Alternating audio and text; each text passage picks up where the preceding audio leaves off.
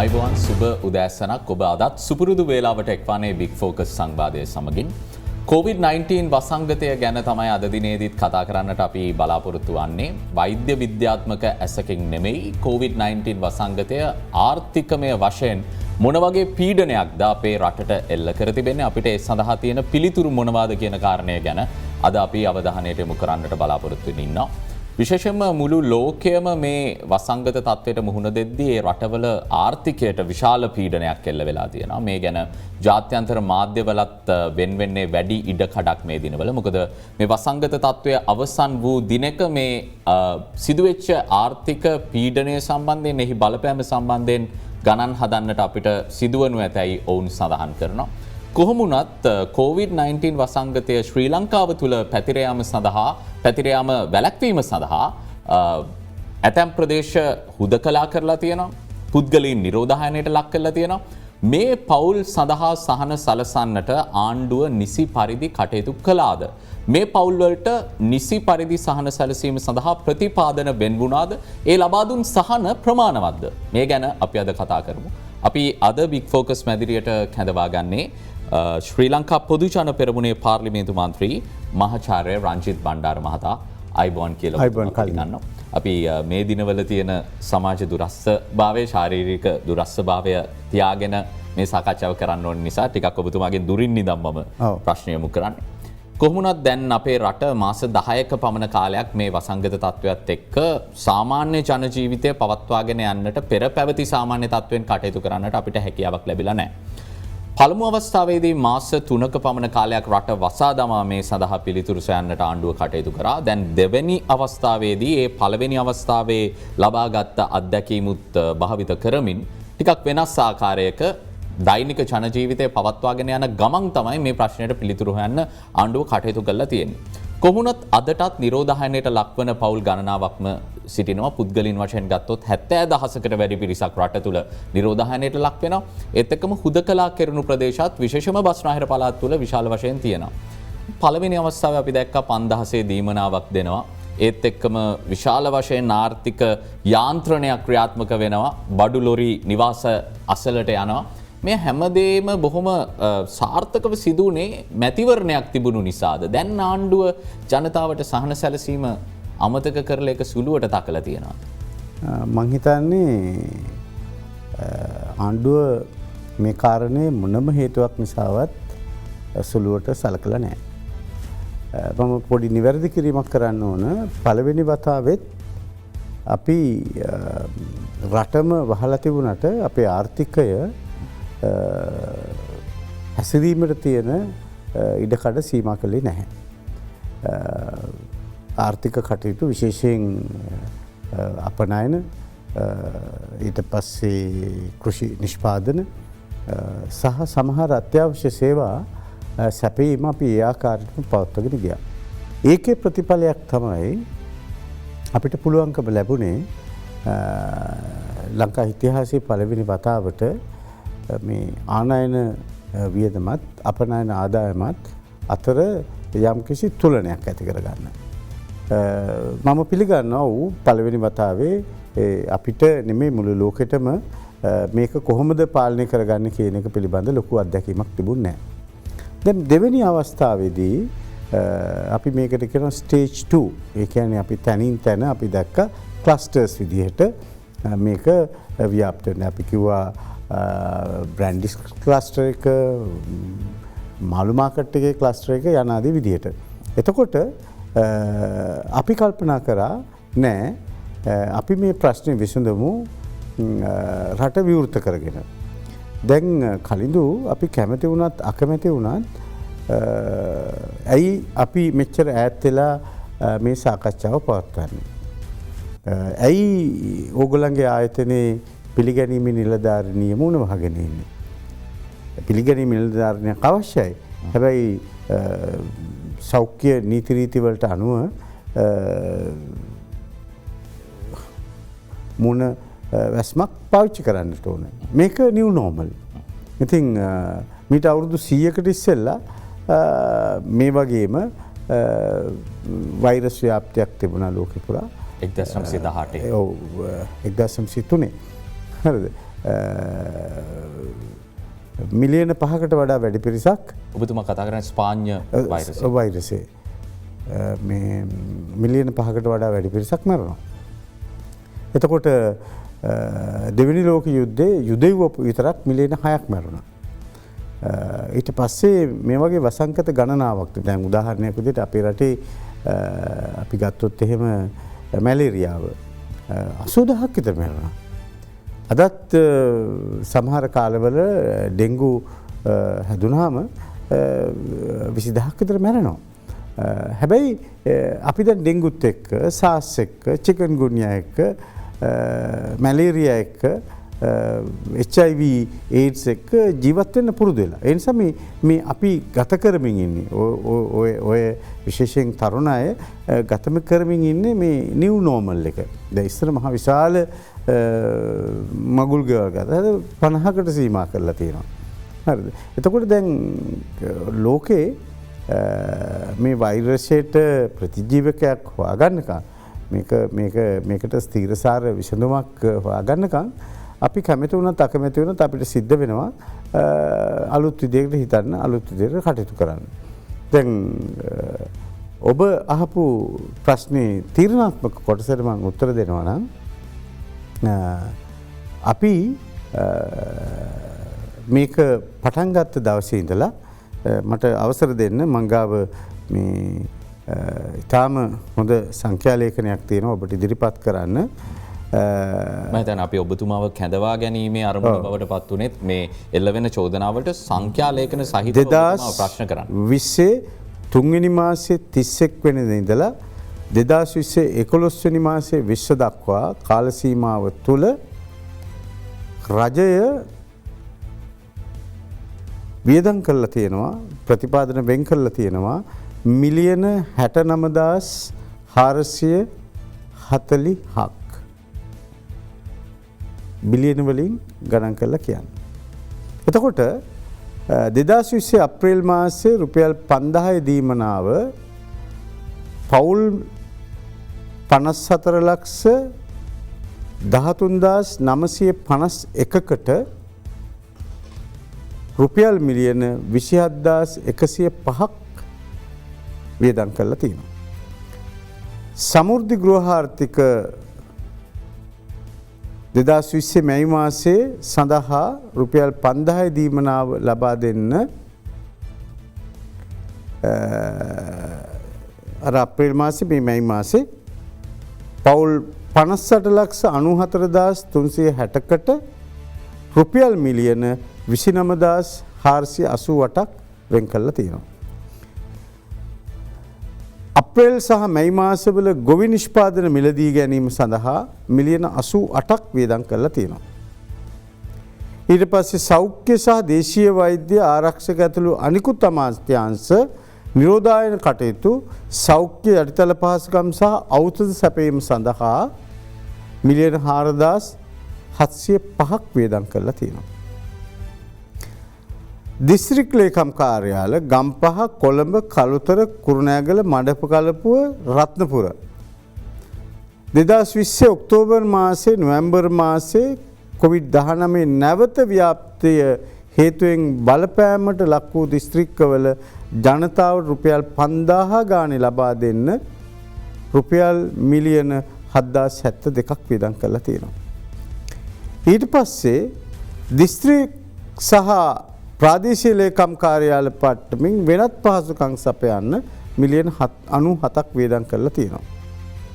ඊට පස්සේ COVID-19 හේතුවෙන් ආදායම් අඩු රාජ්‍ය ආයතන වලට දෙන සහායක් විදිහට රුපියල් මිලියන 156ක් වියදම් කරලා තියෙනවා. එතකොට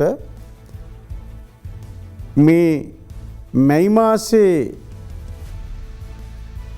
ඒ කියන්නේ තුන්වෙනි මාසේ 31 වෙනිදා ඉඳලා මාර්තු මාසයේ සිට. මාර්තු මාසේ 31 වෙනිදා ඉඳලා නොවැම්බර් මාසේ 20 දක්වා රජය වෙන් කරලා තියෙන ප්‍රතිපාදන රුපියල් මිලියන 69444ක්. මට අවසර දෙන්න කලින්දු කොළඹ ඔක්තෝබර් මාසේ 28 වෙනිදා තමයි මේ දෙවැනි රැල්ල ව්‍යාප්ත වීම හා සම්බන්ධ කටයුතු ආරම්භ වුණේ. නිරෝධායනය වුණා පවුල් 12473ක්. හොඳට මතක තියාගන්න නිරෝධායනය වෙනවයි හුදකලා කරනවා කියන දෙකක්. දැන් නිරෝධායනය වෙන අයට එළියට යන්න බෑ.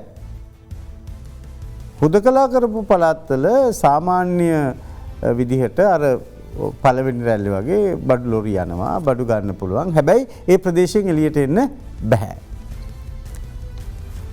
රුපියල් 10,000 දීමනාව සති දෙකක කාල සීමාවකට ලැබලා දීලා තියෙනවා. ඒක සති දෙකකින් ඒගොල්ලන් නිරෝධායන වෙලා එළියට යනවා. ඊට පස්සේ අර හුදකලා කරපු පවුල් 6575කට 10,000 දීමනාව ලැබලා දීලා තියෙනවා. සම්මන්ත්‍රණ පුරයි ලුණු පොකුණයි කියන වතු දෙකේ පවුල් 5300කට 10,000 දීමනාව ලැබලා දීලා තියෙනවා. කොළඹ දිස්ත්‍රික්කයේ විතරක් පවුල් 4,39,436කට අපි රුපියල් 5,000 දීමනාව ලැබලා දීලා තියෙනවා. එතකොට ඔක්තෝබර් මාසේ 28 වෙනිදා ඉඳලා අද දක්වා කොළඹ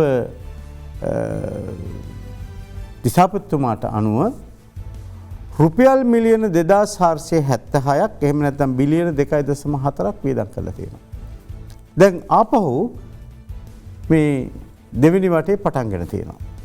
දැන් අර නිරෝධායන වෙච්ච පවුල් වලට ආපහු දෙන්නේ නැහැ. ඒගොල්ලෝ නිරෝධායන වෙලා තියෙන්නේ. ඒ කියන්නේ මේ සහන දීමනාව ලබා දෙන්නේ සති දෙකක කාලයකට කියන සති දෙකක කාල සීමාවක් සඳහා.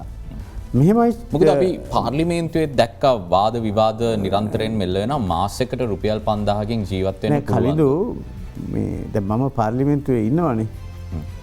මේ පාර්ලිමේන්තුවේ අවස්ථාවකට මන්ත්‍රීවරු කීප දෙනෙක් ඉන්නවා. ඒ අය මේ ශාස්ත්‍රීය ගවේෂණයක් කළා නෙමෙයි සමහර සාකච්ඡාවලට සම්බන්ධ වෙන එක ඉතාම අවාසනාවන්ත තත්ත්වයක්. ওই නිසාම තමයි අර කිව්වේ 225ම එපා කියලා. ඒ නිසා මේ අය උදේ පටන් ගන්නවා වාචික ප්‍රශ්න වලට පිළිතුරු ලබා ගන්න. ඒක අයිතියක් පසුපෙළ മന്ത്രിවරුන්ගේ. දැන් මේ වාචික ප්‍රශ්න වලට පිළිතුරු ලබා ගන්න ගියාම ප්‍රශ්නේ අහනවා. ප්‍රශ්නේ අහලා ඉවරලා ඊට පස්සේ අතිරේක ප්‍රශ්න දෙකක් අහනවා. සම්පූර්ණයෙන්ම පාර්ලිමේන්තුවේ උදේවරුවේ මේක මේ මට තේරෙන්නේ නැහැ. මම නවක മന്ത്രിවරයෙක් මට තියෙන අවබෝධය අඩු ඇති. මම ඒක පිළිගන්නවා. නමුත් മന്ത്രിවරයෙක් විදියට අලුත් උනාට මම අපේ රටේ ආර්ථික හැසිරීම සම්බන්ධයෙන් මට තේරෙනවා. නමුත් මේ අය මේ පාර්ලිමේන්තුවේ කාලය තාම අවාසනාවන්ත විදියට සමහර ප්‍රශ්න අහනවා. ලංකාවේ ප්‍රාදේශීය ලේකම් කාර්යාල කීයක් තියෙනවද? මේ ඉන්ෆර්මේෂන් රිච් වර්ල්ඩ් එක සමහර ප්‍රශ්න වලට උත්තර දැන් ඔබ උදේ මට කතා කරාට පස්සේ මම මේ සියලු සංඛ්‍යා ලේඛන හොයාගෙන ආවේ. හරිද? මේ දැන් පාර්ලිමේන්තු මන්ත්‍රීවරයෙකුට යම්කිසි වගකීමක් තියෙනවා. දැන් අපිට පුළුවන්කමක් නැහැ කලින්දු මේ රණසිංහ ප්‍රේමදාස මැතිතුමා විශ්වාස කරන්නේ මේ යම්කිසි සහන වැඩපිළිවෙලක්.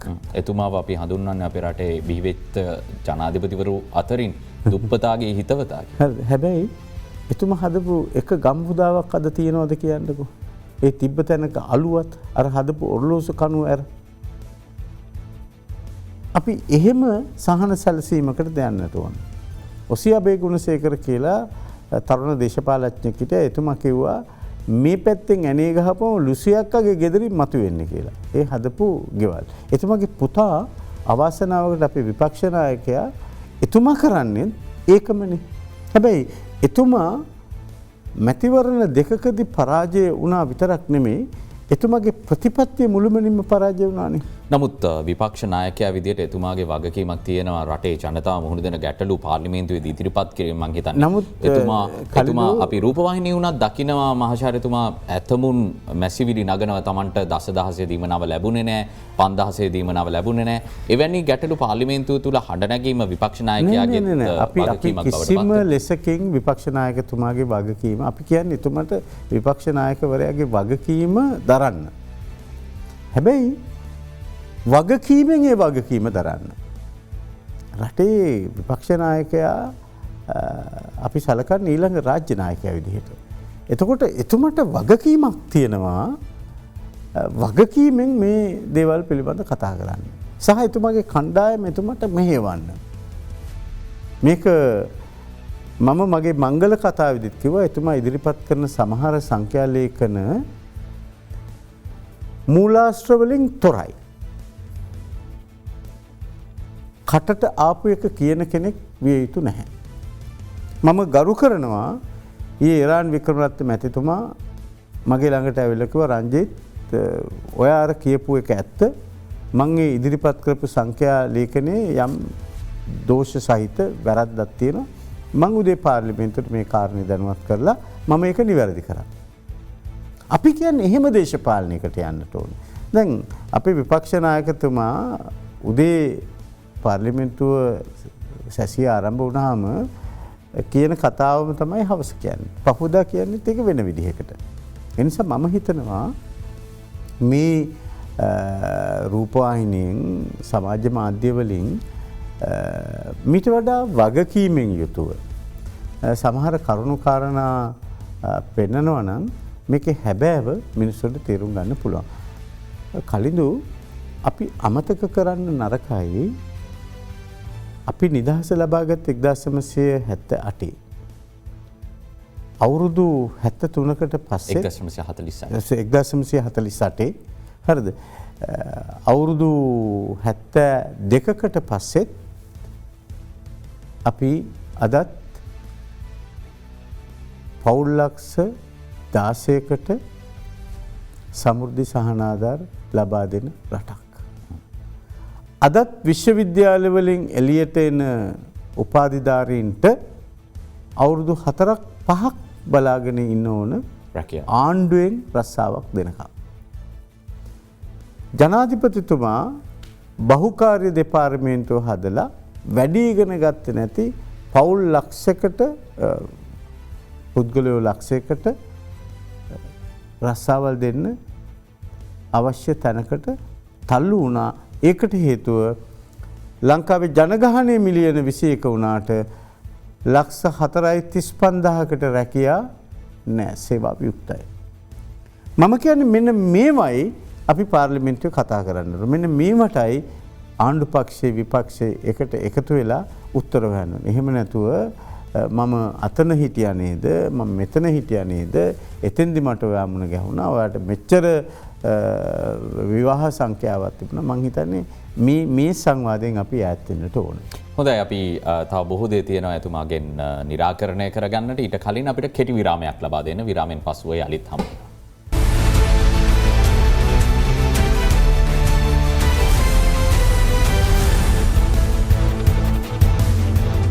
ඔබ නැවතත් බිග් ෆෝකස් සංවාදයේ සමගින් මහාචාර්ය රංජිත් බණ්ඩාර මහතා සමගින් අපි සාකච්ඡා කරන්නේ ශ්‍රී ලංකා පොදු ජන පෙරමුණේ පාර්ලිමේන්තු මන්ත්‍රී එවැගේම දීර්ඝ කාලයක් රටේ ආර්ථිකය සම්බන්ධයෙන් වගකිව යුතු ප්‍රතිපත්ති තීන්දුව තීරණ සම්බන්ධයෙන් සංවාදයේ සිටි කෙනෙක් නිරන්තරයෙන්ම ආර්ථික විශේෂඥයෙක් වශයෙන් මේ සම්බන්ධයෙන් කරුණු ඉදිරිපත් කරපු කෙනෙක්. ඒ අනුව තමයි ශ්‍රී ලංකා පොදු ජන පෙරමුණේ ජාතික ලැයිස්තුවෙන් ඔහු අද පාර්ලිමේන්තුව නියෝජනය කරන්නේ. කොහොමනොත් ආණ්ඩුව අයවැයක් ඉදිරිපත් කරන මීට සතියකට පමණ පෙර. අයවැය සම්බන්ධයෙන් විපක්ෂයේ චෝදනාව සහ සමාජ මාධ්‍ය ඇතුළු සමාජයේත් අපි දකින චෝදනාවක් තමයි කොවිඩ් වසංගත තත්ත්වයක් එක්ක ඉදිරිපත් වෙච්ච අයවැයේදී කොවිඩ් වසංගතය සම්බන්ධයෙන් දක්වා තිබෙන අවධානය ඉතාම අඩුයි. කොවිඩ් වසංගතයත් එක්ක ජනතාවට ලබා දෙන්න පුළුවන් සහන සම්බන්ධයෙන් අයවැයේ සඳහනක් වෙලා නැහැ. ඇත්තටම අයවැයේදී ආණ්ඩුව අරමුණු කරගත්තේ මොනවද? ඔබතුමා විශ්වාස කරන්නේ නැද්ද මෙවැනි තත්වයක සහන ලබා දීම අවශ්‍යයි කියලා ජනතාවට ඉදිරියට යන්නට? කලින්දු 2020ට අයවැයක් ඉදිරිපත් වුණා 12 වෙනිදා නොවැම්බර් මාසේ 2021ට අයවැයක් වෙනම ඉදිරිපත් වුණා. 2020 මුලදී අපිට අයවැයක් ඉදිරිපත් කරන්නට හැකියාවක් තිබුණේ නැහැ විවිධ ගැටලු නිසා. දැන් 2020 11 වෙනි මාසේ 12 වෙනිදා ගරු මුදල් ඇමතුමා 2020 වසරේ 2020 මුදල් වර්ෂය සඳහා ඉදිරිපත් කරපු අයවැය ලේඛනයේ මම සංක්ෂිප්තයක් විතරක් ඔයාලට කියන්නම් මේ දැන ගැනීම සඳහා. ඖෂධ සම්බන්ධයෙන් ඖෂධ මිලදී ගැනීම සම්බන්ධයෙන් නොගැවූ බිල්පත්වලට වෙන් කරපු මුදල රුපියල් මිලියන 20000යි. ආණ්ඩුව රටට අවශ්‍ය හැම ඖෂධයක්ම ගෙන්නන්නේ නැහැ. පෞද්ගලික සමාගම් ගෙන්නන්නේ. ඖෂධ බෙදා හැරීම රජයේ රෝහල් හරහා අපි දන්න රජයේ රෝහලකට ගියාම හුඟක් දේවල් අපිට නිකන් හම්බ වෙන්නේ. එතකොට රාජ්‍ය ඖෂධ නීතිගත සංස්ථාවයි රාජ්‍ය ඖෂධ නිෂ්පාදන සංස්ථාවයි දෙක තමයි ආණ්ඩුව වෙනුවෙන් මේ ඖෂධ බෙදා හැරීමේ කටයුතු වලට නිරත වෙන්නේ. මේ අය තමයි මේ ඉන්ස්ටිටියුෂනල් බයස්ලා බල්ක් බයස්ලා ගොඩක් තොග වශයෙන් ගන්නවා. එතකොට ඖෂධ ගෙන්නපු අයට සල්ලි දුන්නේ නැත්නම් ඊළඟට ඖෂධ ඒගොල්ලන් සපයයිද? හැබැයි ආණ්ඩුව මේ ගිය ආණ්ඩුව නොගපු බිල්පත් ගෙවන්න එච්චර මුදලක් වෙන් කරලා තියෙනවා. සෞඛ්‍ය සේවා පහසුකම් වැඩි කරන්න මිලියන 3000ක් වෙන් කරලා තියෙනවා. මේ කොවිඩ් වසංගතය එනකොට මේ PCR ටෙස්ට් එකේ අපිට දවසකට කරගන්න පුළුවන්කම තිබුණේ 200 ගාණයි. හැබැයි අපිට දැන් අද පුළුවන්කම තියෙන 12000ක් කරන්න. එතකොට මේ වෙන් කරලා තියෙන්නේ මොකටද? මේ කොවිඩ් වසංගතයට මුහුණ දෙන්න නෙමෙයිද?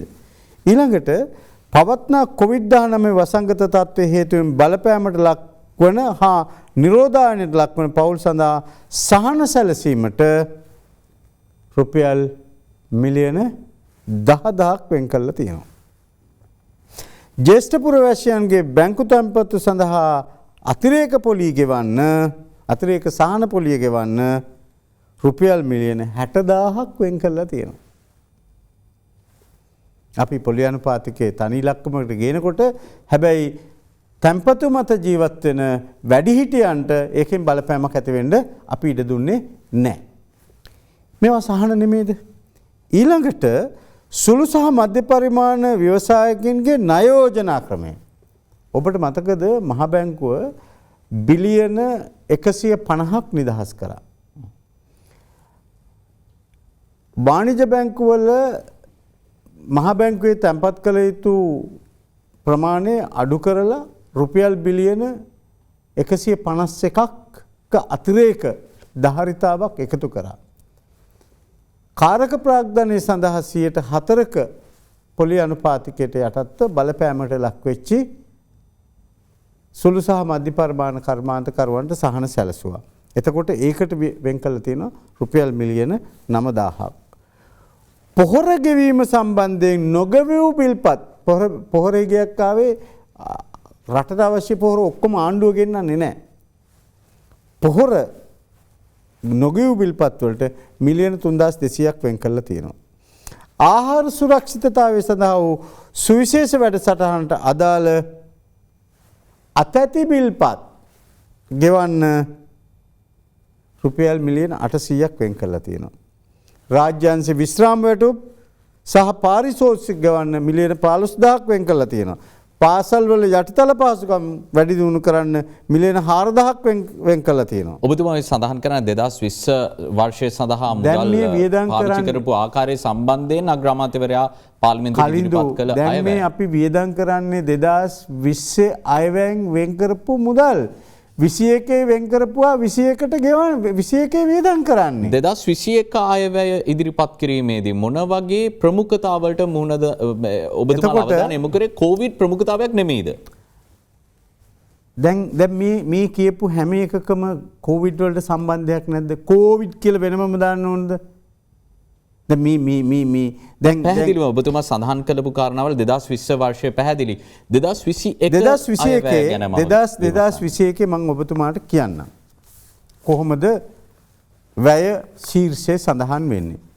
ජාතික ආරක්ෂාවට රුපියල් මිලියන 20000යි. මහජන ආරක්ෂාවට මිලියන 2500යි. දැන් මේ මහජන ආරක්ෂාව නෙවෙයිද සපයන්නේ? 21 මහජන ආරක්ෂාව සපයන්න ඕනේ නැද්ද? ඊට පස්සේ තාක්ෂණ ශාස්ත්‍රය පුළුල් කරන්න 8000යි.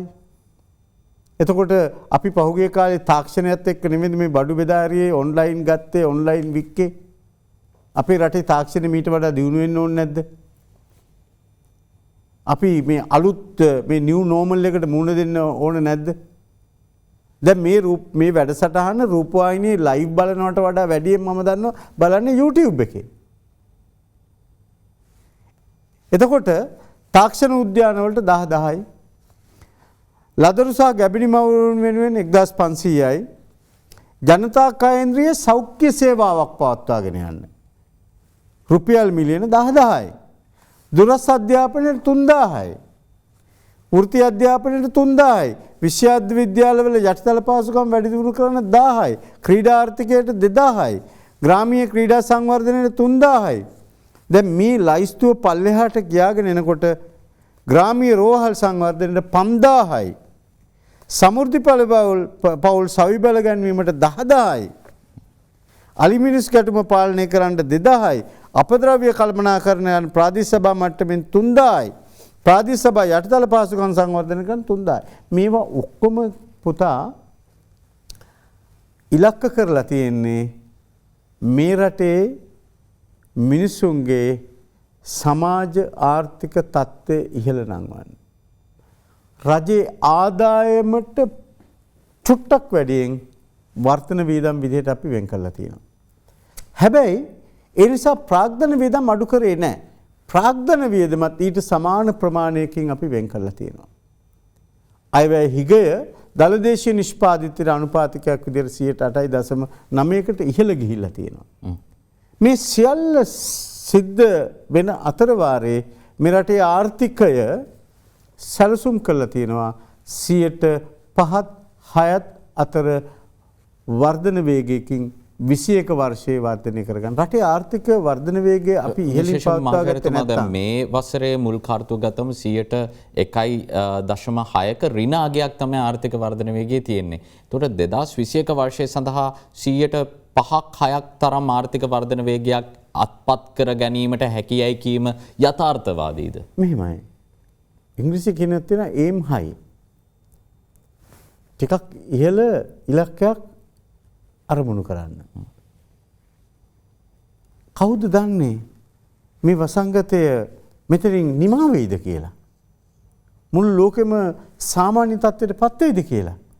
ඇයි අපි මේ පොටෙන්ෂල් එකක් තියෙනවා කියන එක අමතක කරලා අපි වැටිලා අපි නෙගටිව් විදිහට හිතන්නේ. අපිට බයි පොසිටිව් විදිහට හිතන්නේ. මේ අපි තේරුම් නොගත්ත කාරණයක් තියෙනවා. ඒ කාරණේ විතරක් මම පැහැදිලි කරන්නම්. සුබ සාධනය සලසනවා කියලා කියන්නේ මාළු කන්න කැමති කෙනාට මාළු කෑල්ලක් දෙන එක නෙමෙයි. මාළු කන්න කැමති කෙනාට අපි බිලිපිත්තක් දෙනවා කැමති තැනකට, කැමති රටාවකට, කැමති වෙලාවක, කැමති ප්‍රමාණයකට මාළු අල්ලගන්න. අපිට මේක කරන්න අවස්ථාව ලැබුණේ නැහැ. මහින්ද රාජපක්ෂ යුගයේ දිවිනැගුම වැඩසටහන මගින් අපේ පක්ෂ නිර්මාතෘ බැසිල් රාජපක්ෂ මැතිතුමා ඉලක්ක කරේ මේ පවුල් ඒකකය සංපෝෂිත ඉලක්කයකට තල්ලු කරගෙන යන්න. මේ හැමදාම ආණ්ඩුවෙන් ලැබෙන සහනාධාර මත අපි රඳා පැවතීම අපිට තවදුරටත් කරන්න පුළුවන් කමක් නැහැ. ඒ නිසා අපි සහන සලසනවායි කියලා කියන්නේ සල්ලි අතට දෙන එකම නෙමෙයි. නල ජල පහසුකම් සපයනවා. විදුලි බල අවශ්‍යතාවයේ තියෙන තැන් වලට විදුලි බලය සපයනවා. මාර්ග පහසුකම් අවශ්‍ය ස්ථාන වලට මාර්ග පහසුකම් සපයනවා. පාලම් බෝක්කු නැති තැන් වලට පාලම් බෝක්කු හදනවා. ග්‍රාමීය වෙළඳපොළ දුර්වල ස්ථානවල වෙළඳපොළ සංවර්ධනය කරනවා. කෘෂි ව්‍යාපෘති සේවා හදනවා. පැලතවන් හදනවා. අතිරේක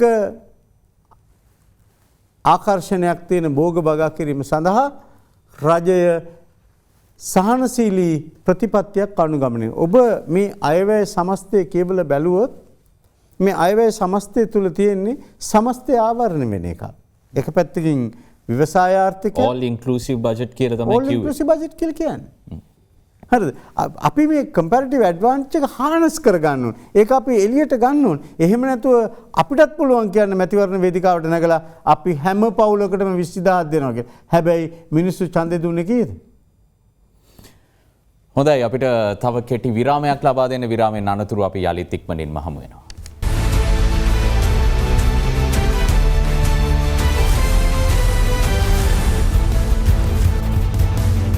මහාචාර්ය රංජිත් බණ්ඩාර මහතා සමගින් අපි සාකච්ඡා කරමින් සිටින්නේ කෝවිඩ් වසංගතයත් එක්ක ජනතාවට ලබා දුන් සහන ප්‍රමාණවත්ද කියන මාතෘකාව ගැන. කොහොමුණත් කෝවිඩ් වසංගතයට පරිබාහිර ප්‍රශ්නයක් මම ඔබතුමාට යොමු කරන්න කැමති අයවැය සම්බන්ධයෙන් ඒ වගේම සමස්තයක් විදියට ආණ්ඩුවේ ආර්ථික ප්‍රතිපත්තියක් තමයි මේ දේශීය ආර්ථිකය ශක්තිමත් කරනවා. ආනයන සීමා කිරීමත් ඒ ප්‍රතිපත්තියම එක් අංගයක් විදියටත් ඇතමුන් හඳුන්වනවා. දැන් ආනයන රැසක් සඳහා සීමා පනවා තිබෙන කාලවකවානුවක එය රටේ අභ්‍යන්තරයට විවිධාකාරයට දැනෙන උදාහරණයක් විදිහට වාහන ගත්තට පස්සේ වාහන අලුතින් ගෙන්වන්නට බැරි තත්ත්වයක් එක්ක රටේ දැනට තියෙන වාහනවල මිල ඊටාම ඉහළ තත්ත්වයකට ගිහිල්ලා තියෙනවා. ඒත් එක්කම අපි දන්නවා ආනයන සීමා කිරීමත් එක්ක අපි දිවයිනක් වුණාට මේ ලෝක වෙළඳපොළත් එක්ක ගනුදෙනු කරද්දී හුදකලා තීරණ ගන්නට හැකියාවක් නැහැ. අපි දන්නවා යුරෝපා සංගමය මීට දින කිහිපයකට පෙර නිවේදනයක් නිකුත් කරලා තිබුණා මේ එක් දිශානතියකට ගමන් කරන ආර්ථිකයට ලංකාව ගමන් කරනවා නම් ඒ තරම්ම සුබදායක දෙයක් නෙමෙයි කියලා උන් නිවේදනයක් නිකුත් කළා පවා තිබුණා. හැබැයි ආණ්ඩුව මේ ගැන යම් කිසි ආකාරයක ප්‍රතිචාරයක් දක්වනවා අපි දැක්කෙත් නැහැ. මේ ආනයන සීමා කරලා කොච්චර දුර අපිට යන්න පුළුවන් වේද මහාචාර්යතුමා? මෙහෙමයි.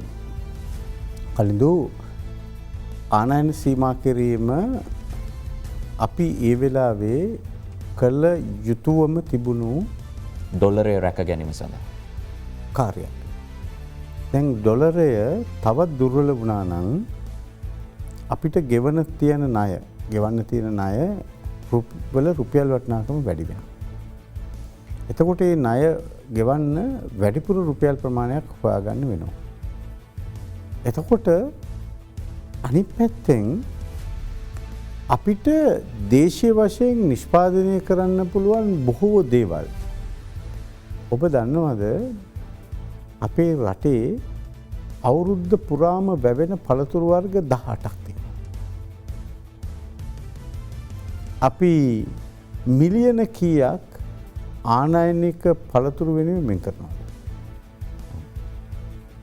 අපේ රටේ 1976 වෙනකොට මිරිස් වලින් වෙනත් අතිරේක භෝග වලින් අපි ස්වයං පෝෂිතව හිටියේ.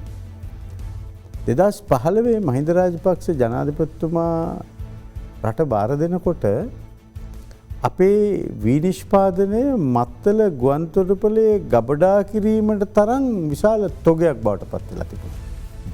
ඔබට මතක ඇති. ඒ කියන්නේ අපි කවදාකවත් අපේ සමස්ත හැකියාව පාවිච්චියට ගත්ත රටක් නෙමෙයි. අපි හැම වෙලාවකම කල්පනා කරේ අපි කියලා කියන්නේ මේ එක්සත් ජාතික පක්ෂයේ ප්‍රමුඛ ආණ්ඩු කල්පනා කරේ තුලනාත්මක වාසි. රුපියල් 2ට අලගෙන්න පුළුවන් නම් ඉන්දියාවෙන් රුපියල් 2ට අලගෙනලා කමු. හැබැයි අපේ ආණ්ඩුව අපි දකින්නේ මහින්ද රාජපක්ෂ රජයේ දිගුවක් විදිහට මහින්ද චින්තන වැඩපිළිවෙලේ දිගුවක් විදිහටයි අපි සෞභාග්‍ය දැක්ම දකින්න ඒ වැඩපිළිවෙල ඉදිරියට ගෙන යමින් 21 වන සේවසට ගැලපෙන ආර්ථිකයක් තමයි ගොඩනගන්න කල්පනා කරන්නේ. ඒ නිසා රජය තීන්දුවක් ගත්තා. දේශීය වශයෙන් නිෂ්පාදනය කරන්න පුළුවන් හැකියාව තිබෙන නිෂ්පාදන ක්‍රියාවලීන් සඳහා අපි අවකාශය දෙන්න ඕන. ඒකේ ප්‍රතිඵලයක් මම කියන්නම් මාස් සමාගම මාස් හෝල්ඩිං සමාගම ආරම්භයේ ඉඳලා අවුරුද්දකට සැරයක් තමන්ගේ සේවකයොන්ට දෙන තිලිනය චීනෙන් ආනයනය කරපු එකක් දුන්නේ. පළවෙනි වතාවට මාස් සමාගමේ එක අනු සමාගමක් තමන්ගේ කාර්ය මණ්ඩලයේ 39000කට වතුර ගුරුලේතු මැටි වතුර ගුරුලේතු මිලදී ගත්තා. අපි මේ පොටෙන්ෂල් එක ක්‍රියේට් කරේ නැත්නම් ඔක් කවදාවත් වෙන්නේ නැහැ.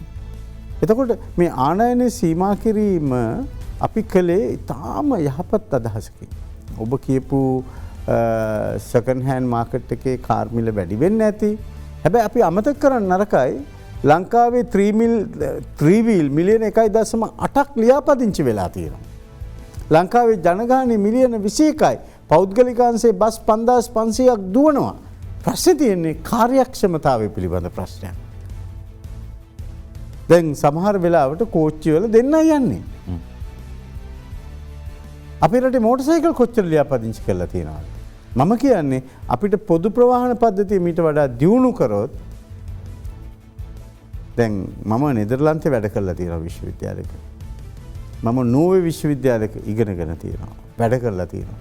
ඔස්ට්‍රේලියා විශ්වවිද්‍යාලයක ඉගෙනගෙන තියෙනවා. වැඩ කරලා තියෙනවා. හරිද? එහි රටවල මේ වගේ මේ ක්‍රේස් එකක් නැහැ. මේ තමන්ගෙම කියලා කාර් එකක් පාවිච්චි කරන්න. තියෙනවා නම් හොඳයි. නමුත් පොදු ප්‍රවාහන පහසුකම් තමයි බොහෝ වෙලාවට පාවිච්චි කරන්නේ. ඒක සුලභ දසුනක්. ඊළඟට මට තව එක කාරණයක් කියන්න අවසර දෙන්න. දැන් මේ කොවිඩ් වසංගතයෙන් බලපෑමට ලක්වෙච්චි රටවල් දෙකක් මම පුංචි උදාහරණයකට ගන්නම් ඒගොල්ලන්ගේ සහන සැලසීම පිළිබඳව. ඔබ දකින්න ඇති රූපවාහිනියේ ඇමරිකාවේ ආහාර පොලි මිලියන 40කට රස්සාවල් නැහැ. හැබැයි මාස 3කට විතරයි අර අන්එම්ප්ලොයිමන්ට් බෙනිෆිට් එක දෙන්නේ. දැන් ඉන්දියාවේ සහන බෙදනවා දැක්කද? පළවෙනි කොවිඩ් රැල්ලේ මිනිස්සු කිලෝමීටර් 100 බයිසිකලෙ පැදගෙන ගිහිල්ලා තියෙනවා තමන්ගේ ගමට දැක්කද? මිලියන 5මාරකට ඉන්දියාවේ කොවිඩ් වැළඳිලා. දවසකට කී දෙනෙක් මැරෙනවද? ඒ නිසා අපි කුඩා රටක් කුඩා ආර්ථිකයක්. හැබැයි අපේ සංස්කෘතික වටිනාකම් ඉහළයි. ඒ නිසා අපි මනුස්ස ජීවිත ආරක්ෂා කරගනිමින් රටේ ආර්ථිකය ඉස්සරහට ගෙන යන්න මේ වැඩ පිළිවෙල කරන්නේ. ඒ නිසා මේ රට අපේ කියලා හිතන පිරිසක් එක්ක තමයි අපි මේ ගමන යා යුත්තේ.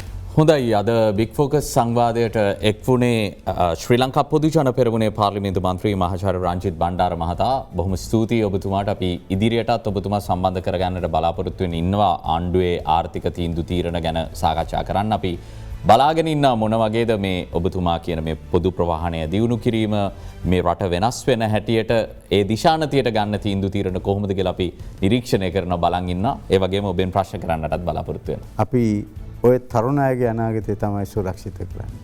මේ රටේ තරුණයෝ පිළිබඳ ඉතා පැහැදිලි වැඩසටහනක් තියෙන ආණ්ඩුවක් තමයි මේ වෙලාවේ බලයේ. හොඳයි බොහොම ස්තුතියි ඔබතුමාට අද සම්බන්ධ වීම ගැන. අපි අදට බිග් ෆෝකස් සංවාදයෙන් සමුගන්නවා. හෙටත් සුපුරුදු වේලාවට හමු වීමේ බලාපොරොත්තු වෙන ඔබට සුබ දිනයක්.